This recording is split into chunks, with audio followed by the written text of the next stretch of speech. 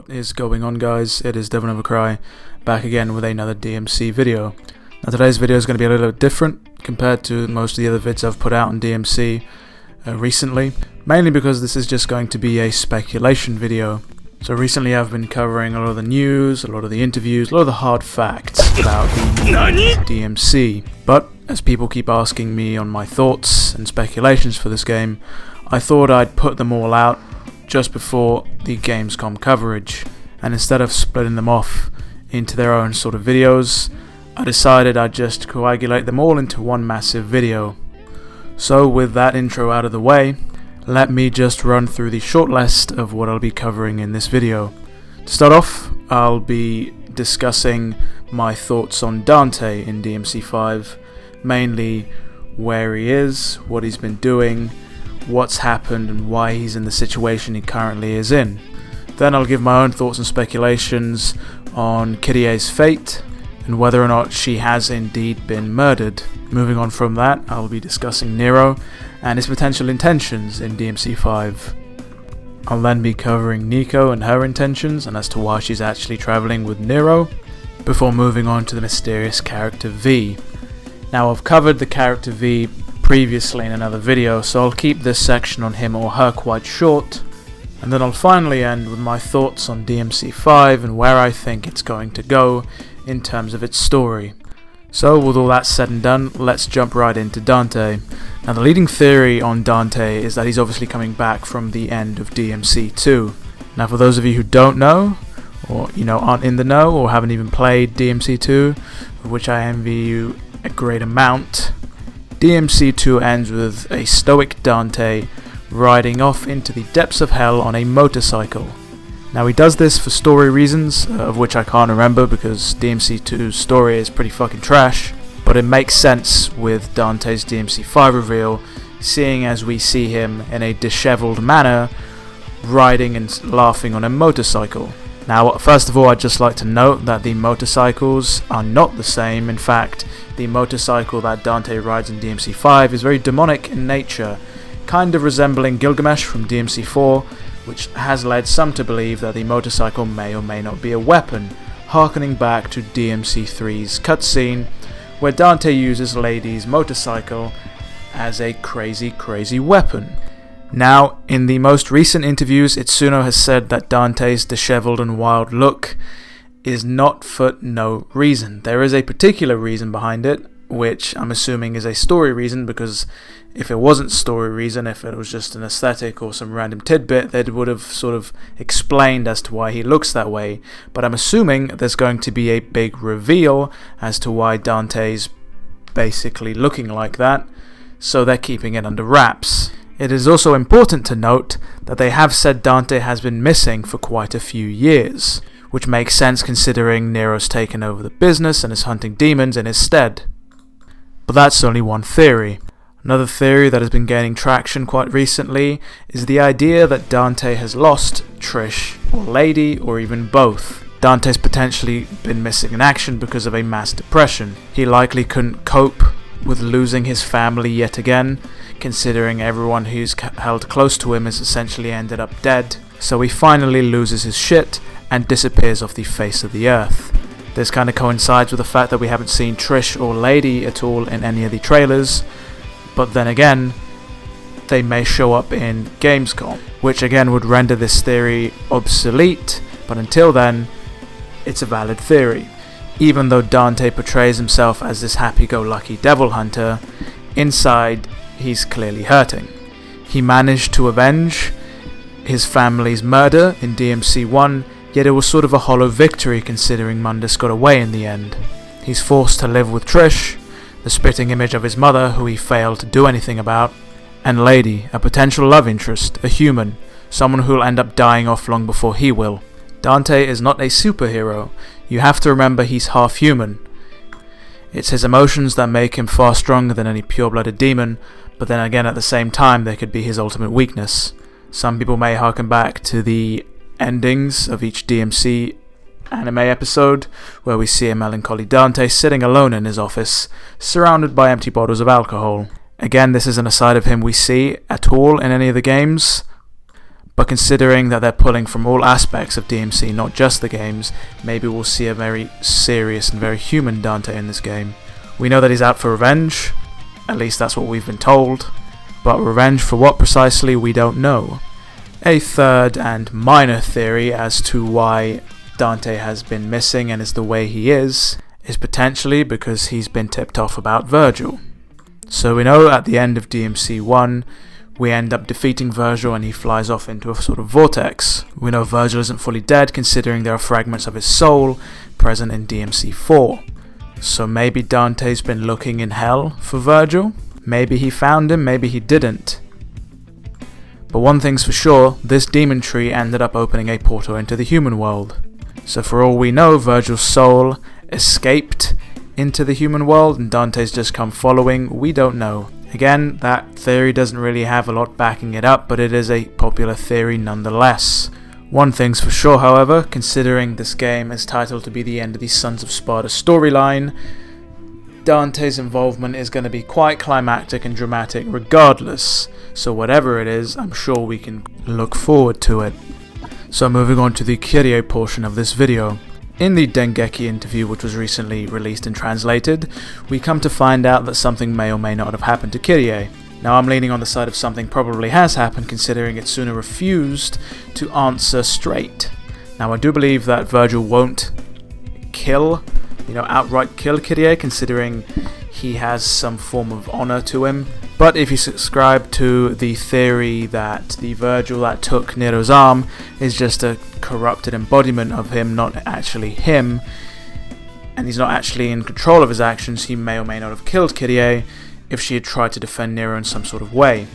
But then again, at the same time, had that happened, Nero wouldn't be as happy-go-lucky as he is in the DMC trailers. But then again, he has left Kyrie by herself if she is alive. However, Nero does say at the end of the trailer that he has a score to settle with that son of a bitch, which I'm assuming is about his arm and not him fridging Kyrie. Now, we know that Kyrie does stay with Nero and continues to help him run the DMC Fortuna business. We know this from the DMC 4 novels, but considering that this is set after the novels, we don't actually know what's happened.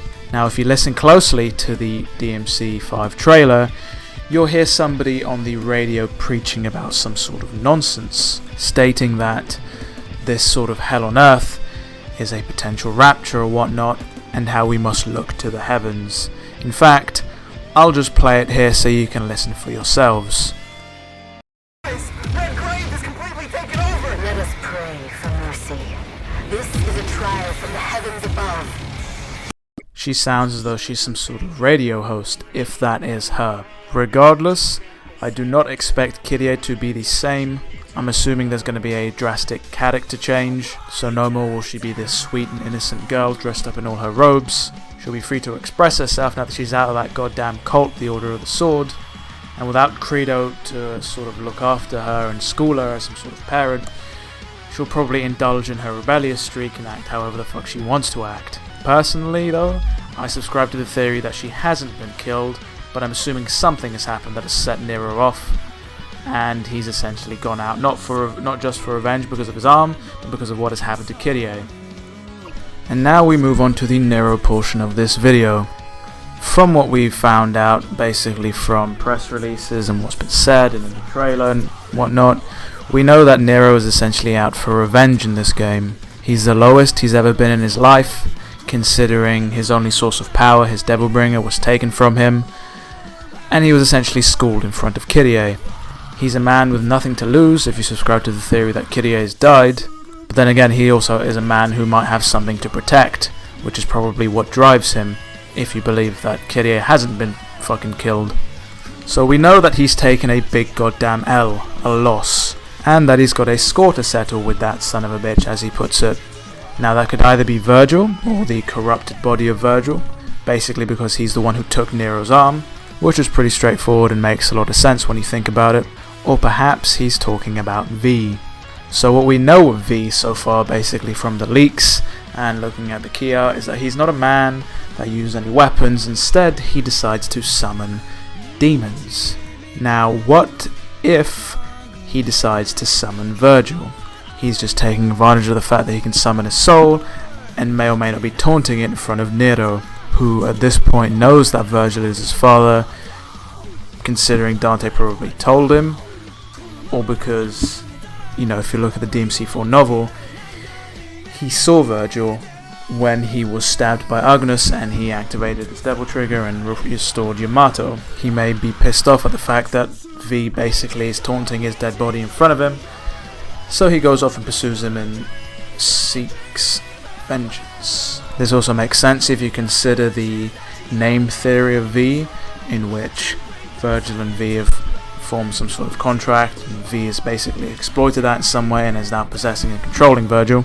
Or again, maybe he's just after the big bad dude for basically fucking up his life. Maybe he's been trying to get it on with Kyrie, but he ends up getting cock-blocked by this fucking demon invasion. We don't know. Safe to say Nero's out for blood, and he's not going to stop until he gets it. Now we move on to Nico. So, what do we know about Nico? She's a crazy damn inventor. She's got a thick accent.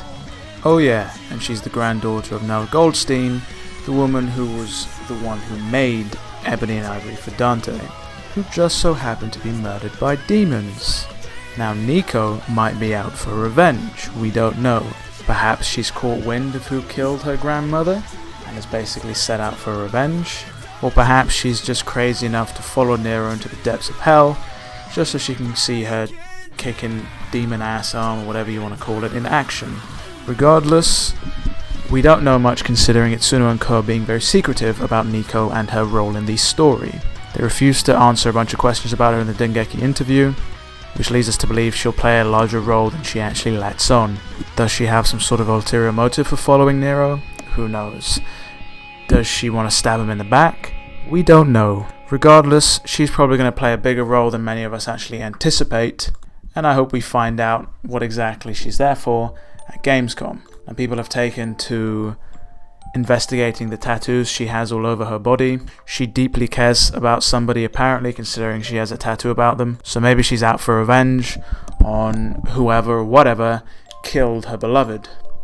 Very simple and cliched theory.